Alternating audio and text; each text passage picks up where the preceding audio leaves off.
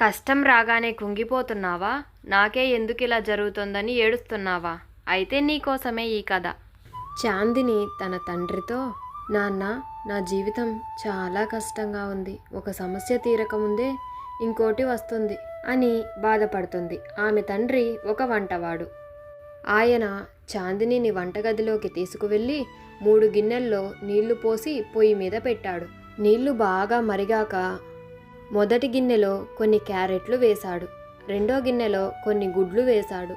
మూడో గిన్నెలో కొన్ని కాఫీ గింజలు వేశాడు. కొంతసేపటి తర్వాత ఆ మూడింటిని బయటకు తీసి కూతుర్ని గమనించమన్నాడు. నాన్న, నీళ్ళల్లో వేయకముందు క్యారెట్ చాలా గట్టిగా ఉంది, కానీ వేడి నీళ్ళల్లో పడగానే మెత్తగా బలహీనంగా మారింది.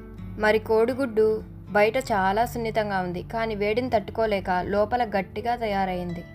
మరి కాఫీ గింజలేమో చాలా ప్రత్యేకం. ఇవి నీటి వల్ల మారలేదు, తమ సువాసనతో ఆ నీటినే మార్చేశాయి. మన జీవితంలో కూడా ఎదురయ్యే సమస్యలు ఆ మరిగే నీళ్ళ లాంటివే తల్లి.